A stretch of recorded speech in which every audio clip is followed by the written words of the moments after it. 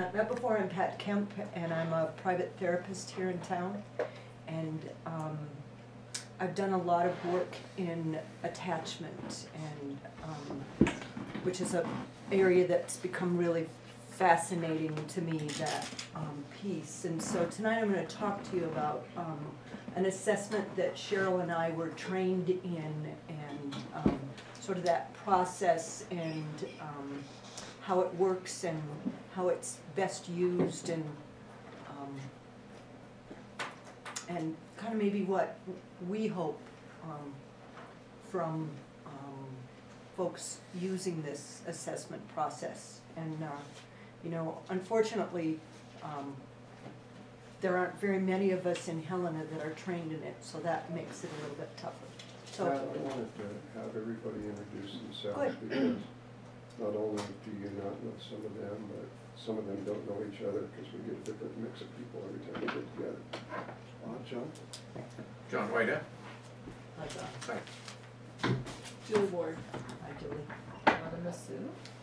Donna? Amanda Harrod. Hi, Amanda. Bill? Jill Paris. Jill. Audrey Blomquist.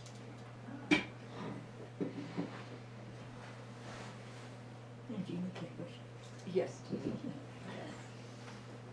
And Loretta Miller, like as always. And say your first name again? Loretta. Loretta. Thank you, Loretta. And I'm Pat Kemp. So, so I thought instead of me talking to begin with, that I'd have you talk to start with. And so my question for you is, why are kids removed from their homes? What kind of reasons do you see that kids are removed? Well, I think bottom line is safety. You know, that's kind of the driving factor. And yeah, and that's it, sort of bottom line. And what are some of the dynamics that you see in households where kids aren't safe? Neglect. Domestic violence. Parents using drugs.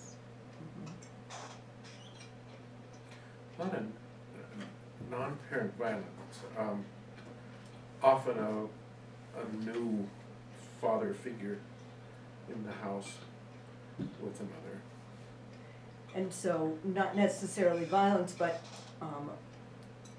people brought into the home that rather rapidly or without relationships being built. Is that Well, Or registered sex offenders, the mothers tend to okay? So like to hook up with those kind of people sometimes. And so that's not a very safe yeah, but I environment. was specifically thinking of violence. It Violence. seems like I've watched cases over the years, and it's often some male that's left in charge of even the babies who can't handle it, yeah, abuses them. yeah. And so then, do you think we kind of covered it, or do you think there's more out there? Lots more. Okay. Yeah, I think mental illness is often an Okay. issue. There you go. Mental illness certainly is an underlying factor in lots of what you see. So a lot of real inept parenting. Mhm. People who can't run their own lives and end up with kids. Lack of parenting skills. I mean, a lot of them don't even know how to parent correctly. Mm-hmm. Poverty, homelessness. So lots of stressors.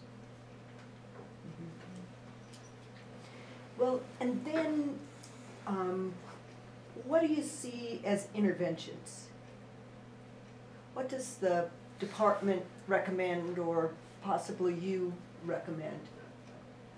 Placement with a family member, So out of home. out of home. Foster placement. Foster family placement. Mm-hmm. A really, really long treatment plan. And what might be on that treatment plan? Attending parenting courses, domestic violence courses, meeting basic appointments for the kids, holding down a job, having safe housing. Oh man, there were quite a few on this last one, and but of course, yeah, I'll leave it at that. Mhm. Yeah, and sometimes those those treatment plans don't match the capability of the parent. Yeah. And like, Carry them on. and just fulfilling the plan doesn't actually mean that the parent is then able to apply those things to how they interact with the kids, which was like a huge chasm that we saw in the current case. Right, and so, and I didn't want to leave anybody out that wanted to throw in some other interventions that you've heard of. Services in the home where they actually go in and help, the, Uh-huh. you know, the child might stay in the home, but that, you know, there's people in there to help them learn the parenting skills or, Mm-hmm, you know. mm-hmm, Counseling, mm-hmm. drug counseling, detox, or whatever the parent needs. Mm-hmm. Well, and what I want to say to you is some of those things may be a result of the evaluations that we would do in these parent-centered evaluations, but the primary component is looking at the relationship. So it's not looking at all of these other factors and saying, you take care of this factor, get a job and you'll be a good parent. Get a home and you'll be a safe, get the current sex offender out of your house and you'll be a safe parent. It's about the relationship. So that's where I want to kind of talk to you tonight about how this is a different kind of assessment. And so now I'm going to ask you to kind of clear your brain of that, and I think probably all of you have a child that you can think of that you have a relationship with. Could be a niece or a nephew, could be a grandchild, could be your own child. So I want you to pick someone that you're close to. And I want you to think for a moment about an interaction you had with that individual that delighted you. If I see a nod and I'm thinking maybe you've got one. You got one? Do you have one you want to share? Yeah, a grandson of mine who was 13 came to spend 3 days with me just so we could cook together. He wanted to cook. Mhm. And we spent 3 days doing all sorts of cooking. It makes me smile, and I see some of the rest of you smile as you listen to Jeannie's The little fact that he story. wanted to do it, Right. and that we came and just had, you know, fun. Mhm, mhm. And Bill, you were nodding early. Well, I was thinking my granddaughter recently called me. She lives in another location, but she had gotten a really, really good college scholarship, and she wanted me to call and tell me that herself. Wow, yeah. She wanted to share that experience with you. Mhm. Yeah. Yeah. Anybody else have one? Do you have 10, John? Yeah. Have any of you heard John's story? I know his grandkids, so that helps. Full And his- disclosure, Pat helped raise my 2 boys. She was very close to us, has been for a long time. Well, a canoe trip with 3 of my grandkids last summer. It was just one high point after another, you know, when you get to do that kind of stuff. Mhm. Yeah. Yeah. Anybody else have a burning one they want to share? Oh, I just had one last night. Okay. I was just telling Jill. My 5-year-old granddaughter lives next door and they came over for dinner and she came running in the house. Grandma, look what happened today. She lost her first tooth yesterday, so she was so excited she had to show me. Big gaping hole in her mouth. Very fine, Yeah. very fine. And so the reason I had you tell those stories is that delight is one of the foundations of attachment.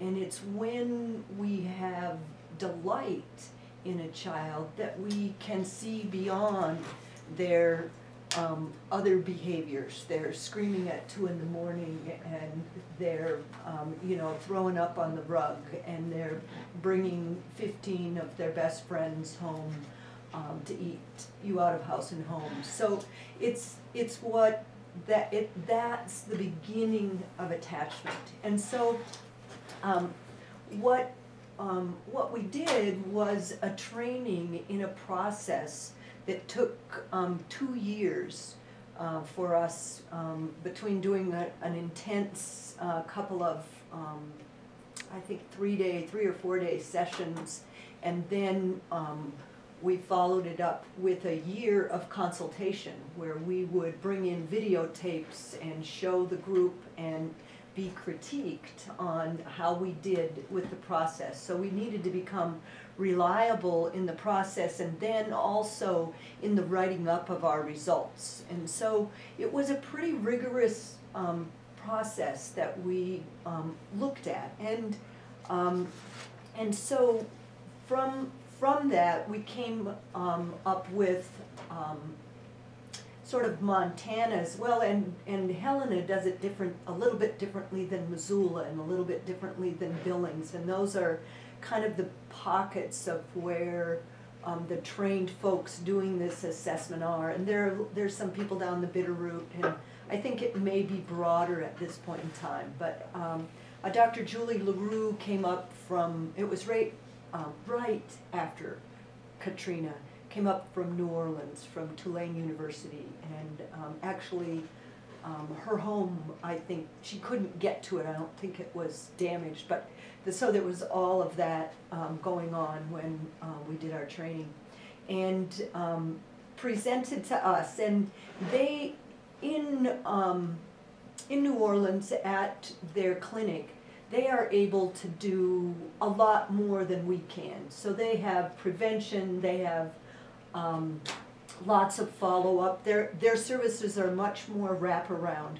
But what they found, and so the reason I tell you that is it's kind of a caveat that this model is not the same as theirs, so that the statistics that I give you are a little bit different. But they had a 67% reduction of subsequent maltreatment or abuse of a child, and they had a 64% reduction in the risk of the abusing mother committing abuse or neglect on another child. So they were able, with this, using this tool, and their wraparound services. So, and we don't have that, unfortunately. But, what you get is Cheryl and I here in town. And there's lots of other folks that are working on attachment-focused work, and there's a whole group of therapists that gather once a month regularly and staff cases based on attachment. So there's lots of other training throughout Helena. So I just wanted to let you know that it's a well-researched model, and it offers things that I had not been able to offer other times. So let me just pass out.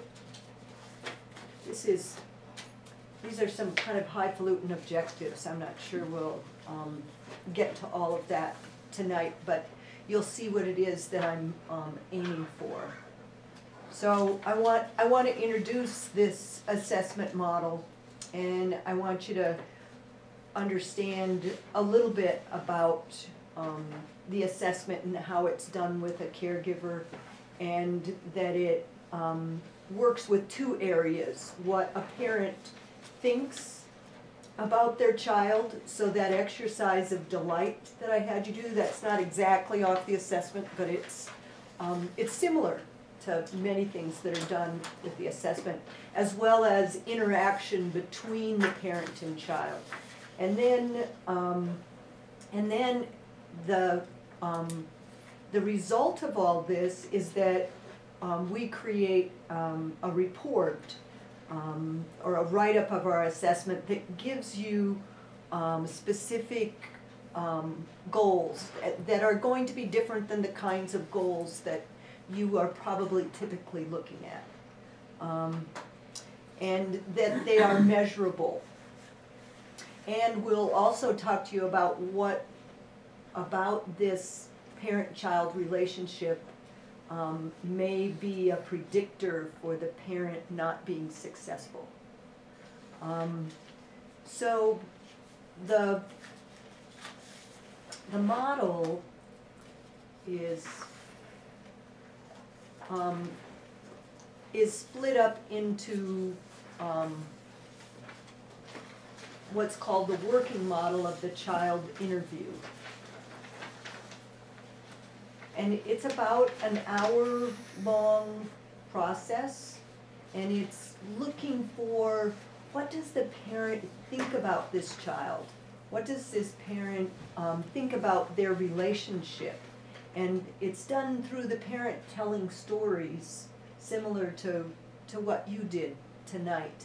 And so what I can tell by the richness of the parent's story is that that person, that parent is able to hold the child in their head. When Jeannie told her story, and it was brief, and had I been doing an actual interview, I would have followed up with a few more probes or questions. But could you picture her, was it a grandson? Mm-hmm. Mm-hmm. Yeah, yeah. I could picture, let's make cookies. Yeah, let's cook together. And so that's a piece, and parents that can do that, express that about their child, have more of a relationship. When there is more of a relationship, there's more of a will to protect that child. And so it has to do with measuring empathy, if you will, and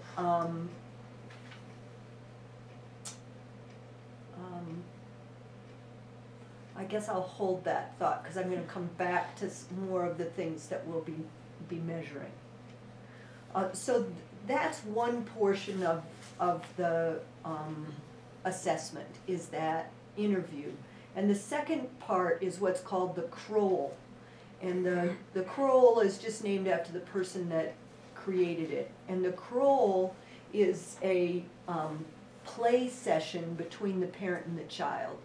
And the parent and child come in, they have some free play, and you're looking for how close are they, how comfortable are they with each other, you're looking at eye contact, does the parent remain engaged, or are they lost in their own thought process, or are they trying to overguide the child? So that's free play, and then there are a series of tasks that get increasingly more difficult, so that the parent is pushed and the child is pushed to interact in a more stressful way.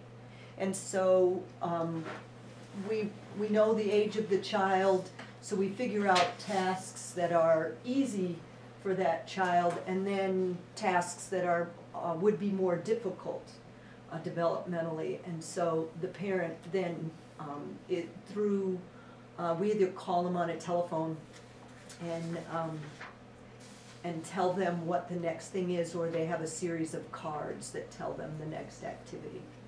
And it's amazing what you see in the play interaction. And then after that series, the parent leaves the room, and how well do they prepare the child, and how does the child respond? And that's modeled after what's called the strange situation, and it's been used, I see you nodding, it's been used a great deal with attachment work with kids. And then how does the child respond when the parent comes back? Do they take the soothing of the parent? Does the parent even approach? Some parents won't approach a child. Does the child just stay busy and ignore the parent? Is the child angry? So you're looking at the relationship throughout the whole interaction. Does this take place with a parent and a child, or is it Right. family? It's just one parent, one child. So if you have two parents and two kids, it can be a long process. And it's also set up for prenatal, so this process can be done. I'm trying to think if I've ever done it with a pregnant mom. I've seen it done with a pregnant mom, but I have not done it with a pregnant mom. It can be done with foster parents. The questions are changed a little bit, and so if you're looking at an adoptive placement, again, the relationship is being built or not. What's the child's capacity? What's the parent's capacity for that? Pat, going into this, what do you tell the parents in preparation for? Well, we do an This. intake, and at the intake ask a series of questions and prepare them for this. We tell them that it's going to be about an hour-long interview in which I'm gonna ask questions about their child and about them. And so let's see if this one.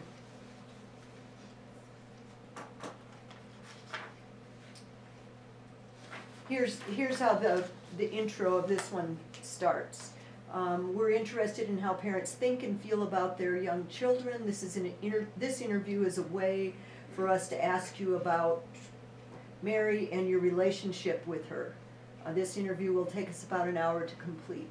So there's not a lot of intro.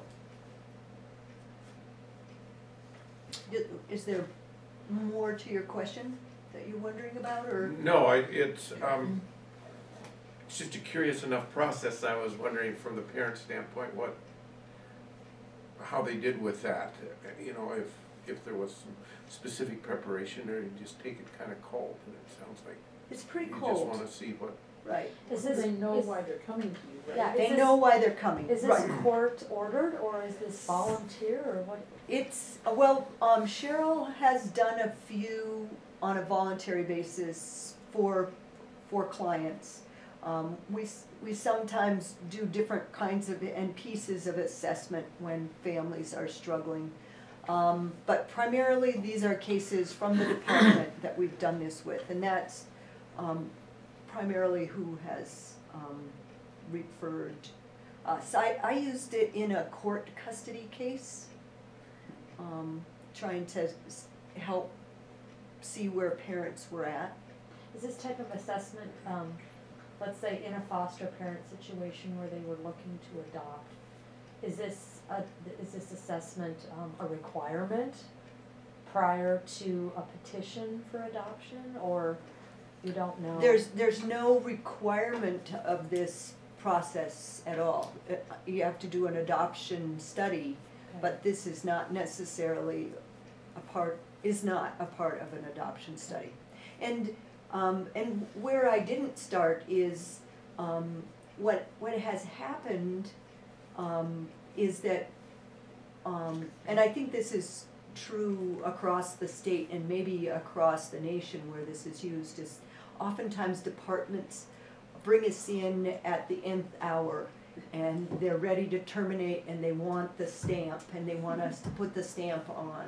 And rather than that, we see this as a treatment process, that if this is done early and then an intervention follows, then specific issues can be looked at for families so that they're not, I've done everything they asked me to do. I have a job, I have a house, I kicked the offender out, and but what what created all of that for that family hasn't been really touched. They may have sat through parenting classes and so they know how to set limits, but do they know the whole underlying reason for setting limits? And can they sustain those limits when their child is distressed? Or do they give in to their child because for lots of different reasons? So ideally, if you could get this done early on and then build a treatment plan based on what you guys have figured out, in addition to that more mechanical stuff that often gets put in. Well, and it have needs a to lot. be in, some of those things, they do need to Sure. have a safe place to live, But yeah. I found a lot of the department's treatment plans are pretty anemic, really.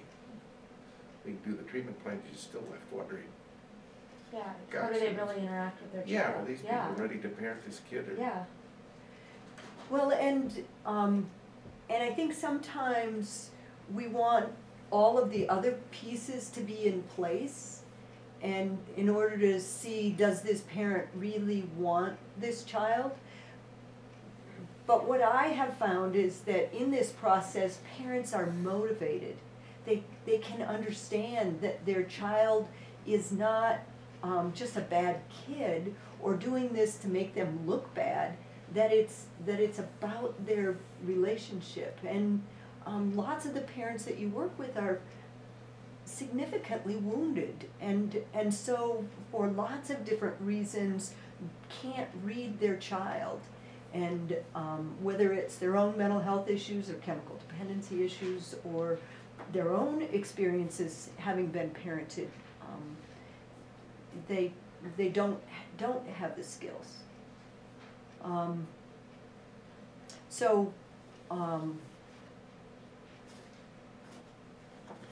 know I was going somewhere and I kind of trailed off there. Sorry about that. No, Sorry. absolutely.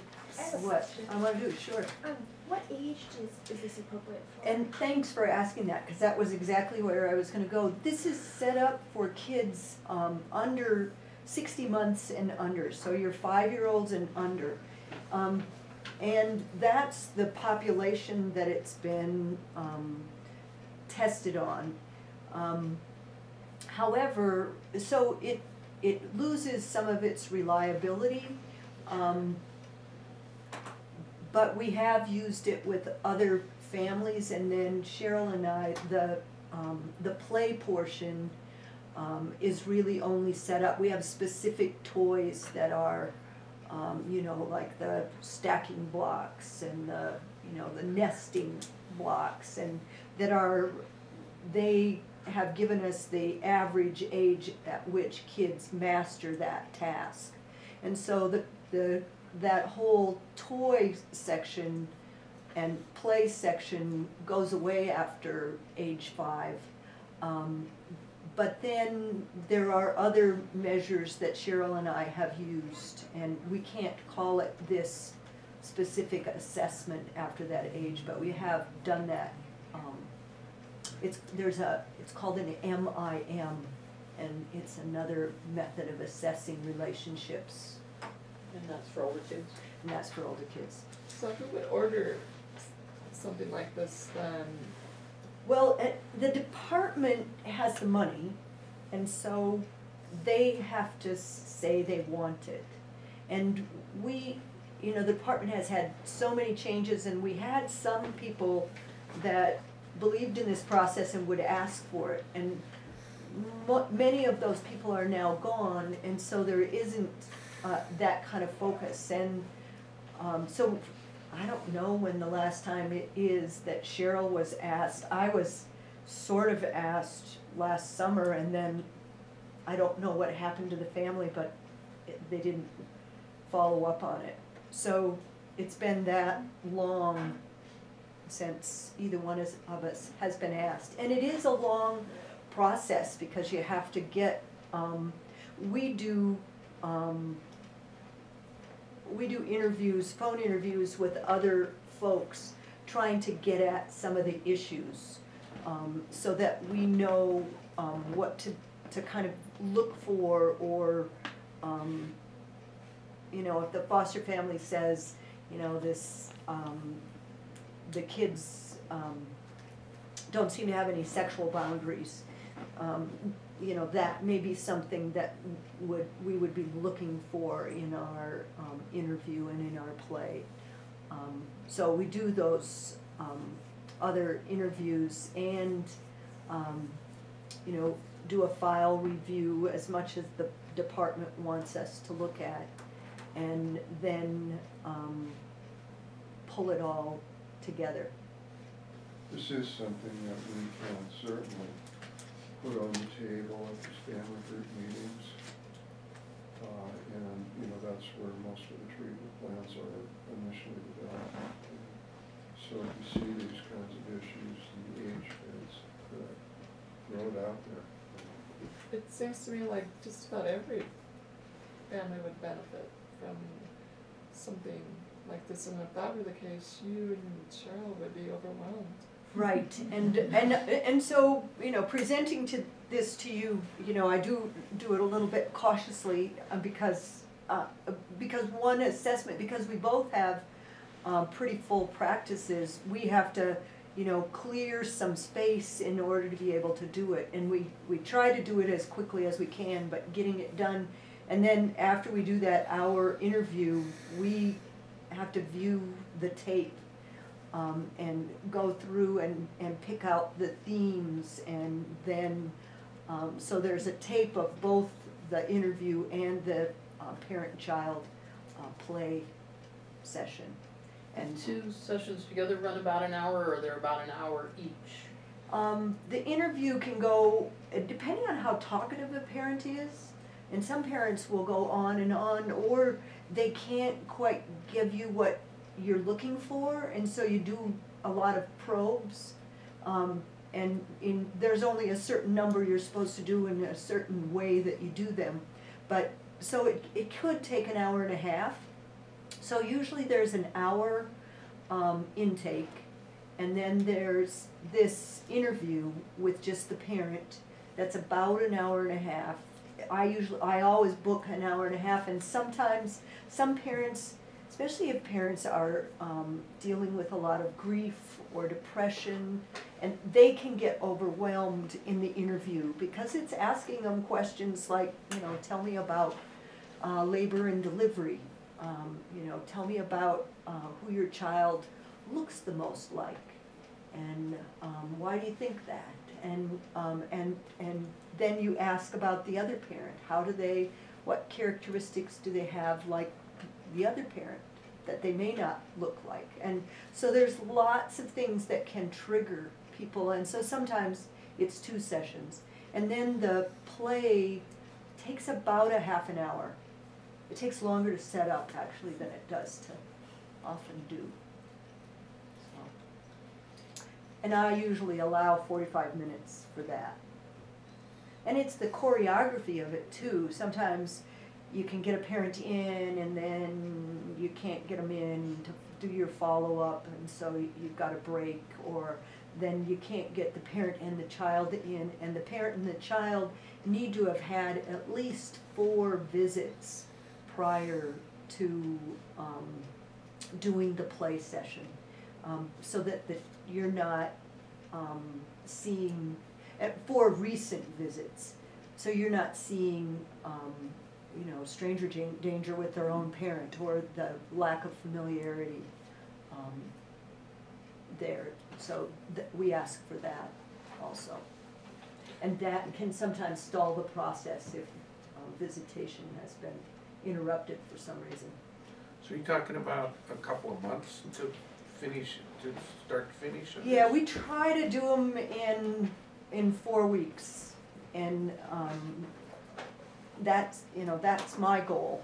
And Cheryl and I kind of try to cheerlead for each other to help make that happen.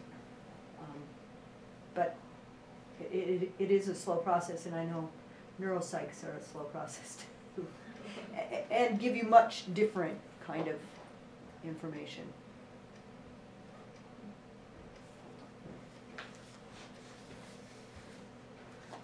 So yes, I do think that that Cheryl and I could be overwhelmed with requests, and so I do think it has to be something that you look at and say,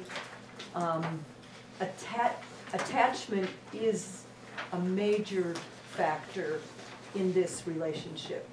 And so, let's address it with, this relationship assessment. So after we do, the assessment, we write the report. And from the report, you'll get some, recommendations. So one of the things that,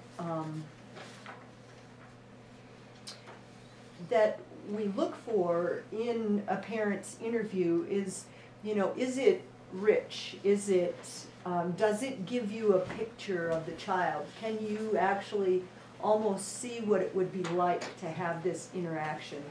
And is the relationship important?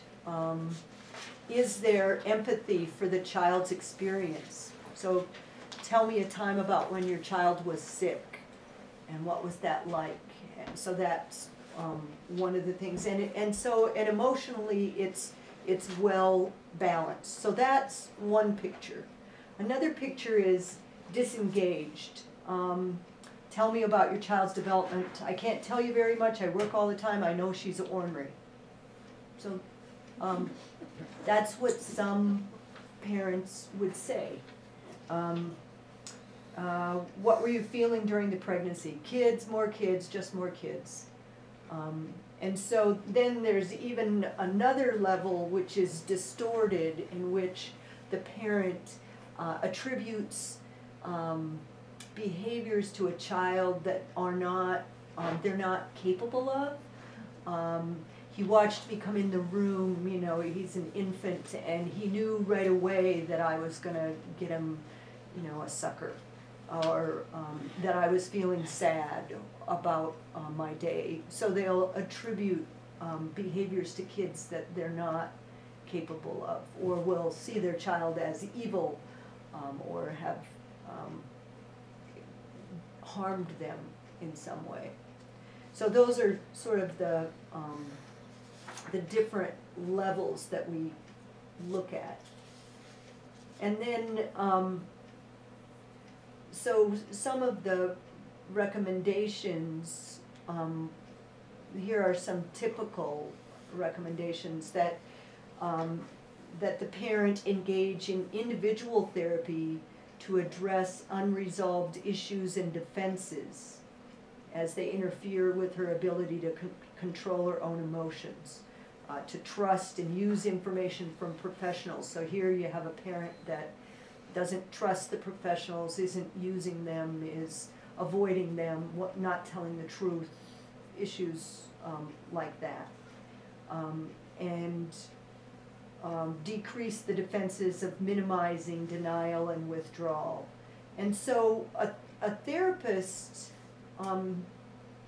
that was experienced in attachment work could take those kind of goals and work with a client around. Do you have is that follow up done by somebody else other than you as the evaluator? Right. We try to not be the evaluator and the therapist. And in the Tulane program, they use the same person. So it's usually Cheryl does the assessment and I see the kiddo.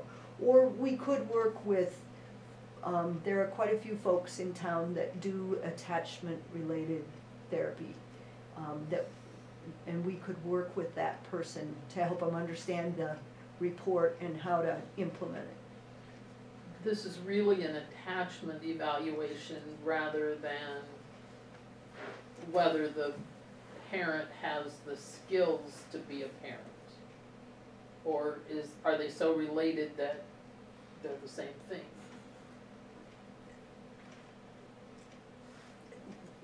They are so related that they are the same thing. And some individuals could probably have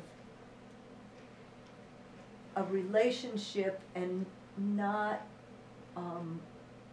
it's because of the relationship that their child wants to behave and is engaged with them and learns, and so it becomes the whole root of, but it is a different kind of assessment than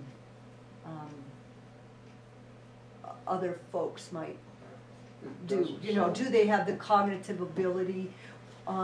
People with low cognitive ability can be great parents. And so it's about, can they understand the perspective of the child? Can they understand, and if it is a cognitively delayed parent, there is a different assessment process, partially different than this, an additional piece. So, but I guess, let's see. What did I give you? I have a gave you question. benchmarks, go ahead. You said that you normally focus on the dynamic age of 5 years and under for this. So what about a child who's 7 or 8 and has, I mean, is there some sort of assessment that can be done and how the parent, you know, relates to a child who's 8 or 10 or, and how that dynamic works? Right, and so the interview can be used, but the play, it's the play piece that's Right. different. And Okay. then we have to be careful to not call it this model, because we're not following the model specifically. So, but we can do that. And in that, parents are asked to do some tasks with the child also, and that's videotaped and used. And the tapes can be used with the parent. We don't use them in court because anybody could look at it and say, you know, how did you see that? What did you see there? It could be just really dissected. But a parent seeing their child, when they walk out the door and seeing their child melt down, can suddenly realize how important they are to that child. So that becomes the focal point of increasing parenting skills, is that basic empathy, rather than you know, just being able to count 1, 2, 3, and when I get to 3, you know, I'm gonna take your hand and we're gonna go to timeout. It's much different if you understand the child's loss or feelings of abandonment when a parent is, you know, out of their child's life overnight for the first time, or for 3 months when they're incarcerated, or it's trying to measure that. Does that make sense? I thought I had one more thing I wanted to give you. We can talk about those benchmarks. The benchmarks are just that. We're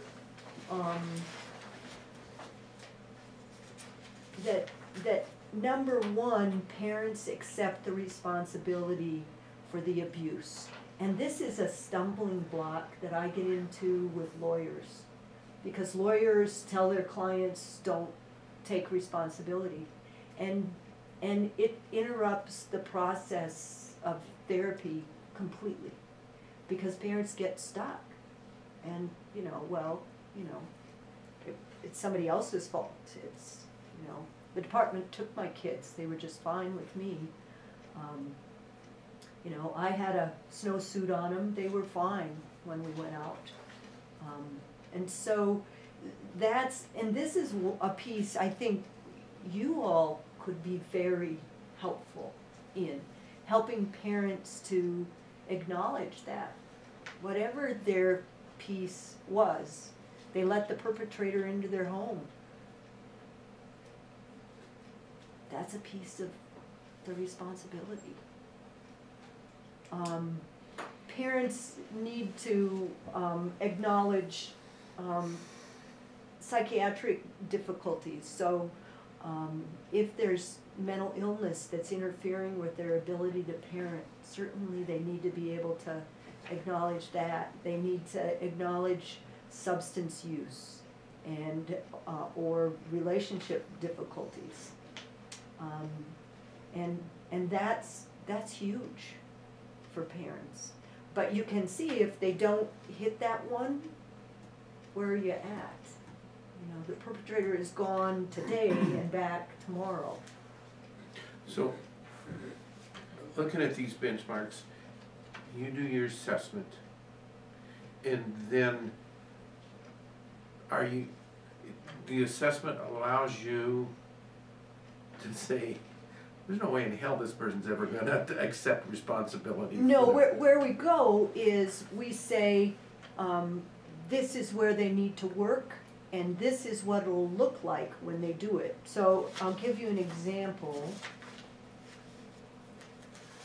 Okay, and that's why doing it at the end of their treatment plan, when the department's just looking for some concrete way to say yes or no, it's, Well, it sounds like it's really not built for forensic purposes.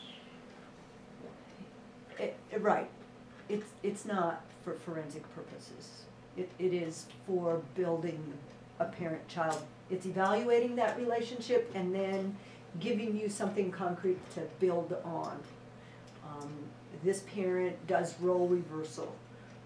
The parent checks out, stays in bed, and the kid is cooking breakfast and checking on mom, and so it's intervening on that role reversal. And what it'll look like when Mary has addressed her role reversal with her child is that her child will feel safe in her care, and Mary will put her child's needs first, not her own need to sleep in the morning. Does that make sense? Going back to this therapy versus attorney thing, do therapists have the client therapist privilege that attorneys and doctors have? Where if they tell you that they're responsible, or that they have used drugs, or that that they knew that this guy was a sex offender, or that that kind of thing, if you were asked in court, would you have to repeat that, or would you be able to use that client privilege type thing to say, I can't comment on that? There is, when we start the assessment process, there is a signature piece, and I didn't bring it, that explains that the information from the assessment will be shared with the department. As the therapist, so not as the assessor, but as the therapist, we're mandatory reporters, and so if the individual was using in front of the child, or using and driving the child, or we have to report that. If a perpetrator is in the home, I don't think, unless it is illegal, I'm not sure that we would have to report that. But it would